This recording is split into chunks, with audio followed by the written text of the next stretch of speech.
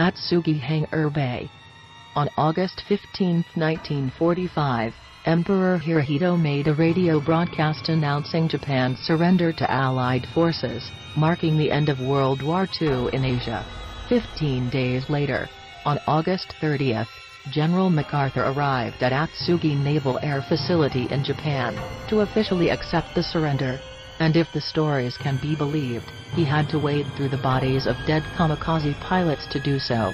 Supposedly, the pilots stationed at Atsugi slipped away to one of the hangar bays, and committed mass harakiri upon hearing the news.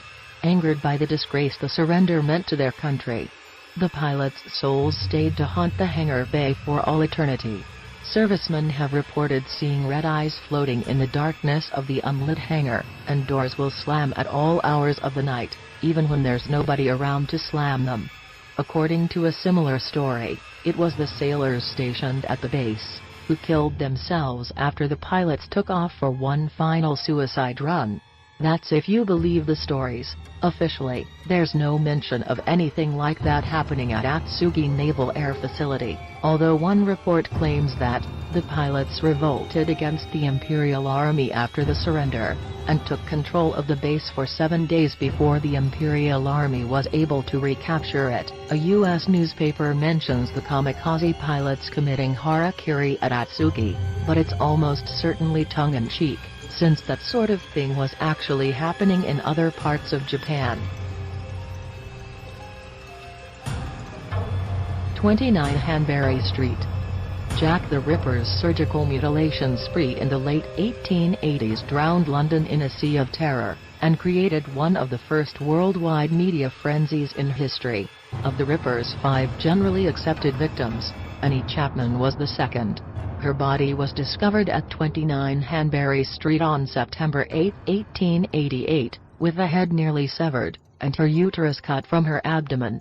The house at 29 Hanbury Street stood until 1970, when the northern half of the street was demolished to make way for a brewery, and that's when strange things started happening. According to the stories, the headless ghost of Annie Chapman can still be seen wandering around the spot where her body was found, and every year on the anniversary of her death, a cold wind sweeps through the building at precisely 6 a.m., the time she supposedly took her last breath in the grip of a merciless killer.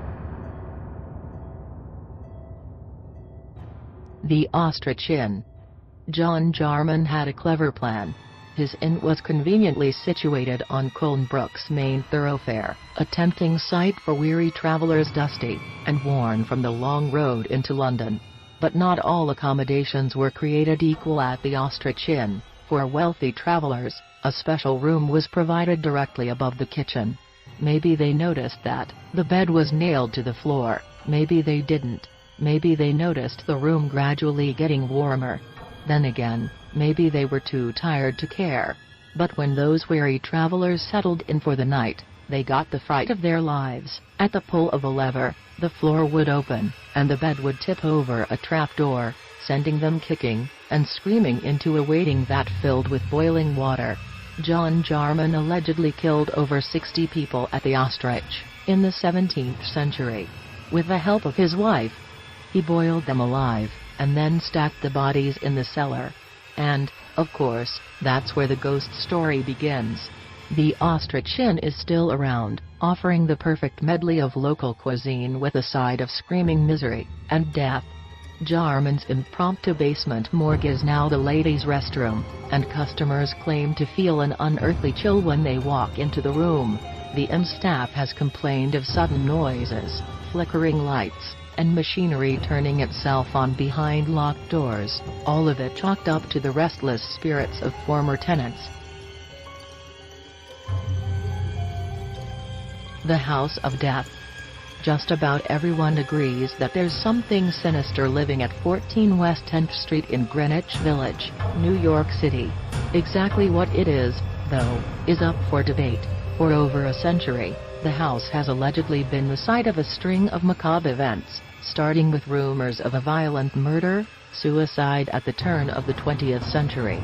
According to the plaque in front of the house, the old brownstone was once the residence of Mark Twain, and more than a few people have claimed to see the author's ghostly visage pondering the dark comedy of life, or death, near the staircase. But a building isn't dubbed the House of Death for something as benign as a kindly old wordsmith, ghost or not. The really terrifying incidents supposedly happened when actress and poet Jan Bryant Bartale occupied the house in the 60s. Within weeks, she began experiencing events straight out of Amityville, an icy hand brushing the back of her neck, footsteps following her around the empty house, the smell of things dying. One of her dogs would spend hours growling and bristling at an empty chair. Another dog died. Allegedly, the house's tenants were dropping like flies. Suicides, accidents, and murders claimed lives like a virulent strain of the plague. The events shook Bartale so much that she called in a psychic medium, but that only made things worse.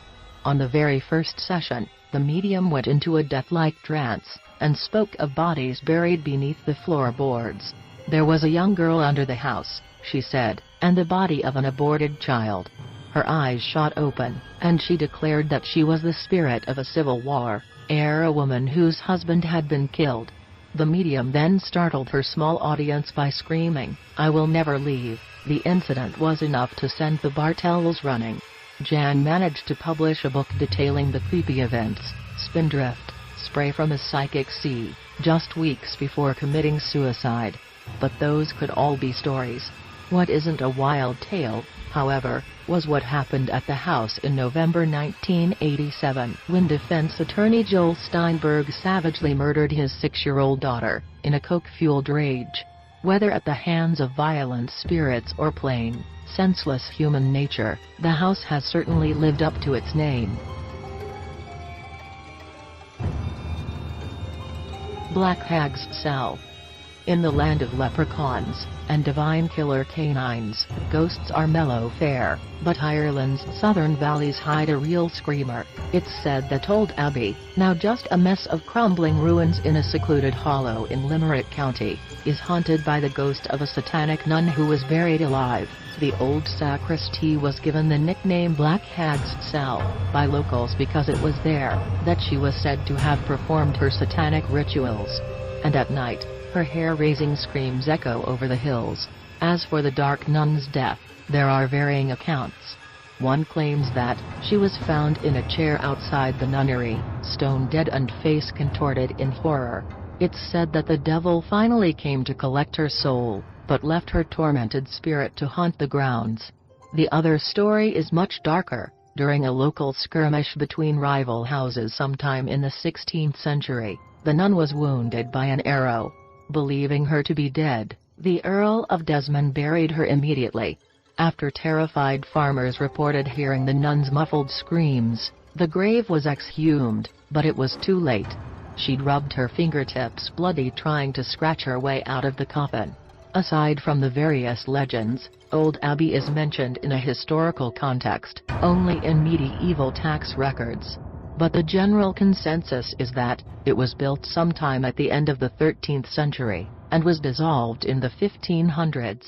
As for the tales, they most likely stemmed from propaganda promoted by King Henry VIII. But if you happen to be in the area at dusk, keep an ear out for the dying woman's screams of agony. They say she likes to creep up from behind you,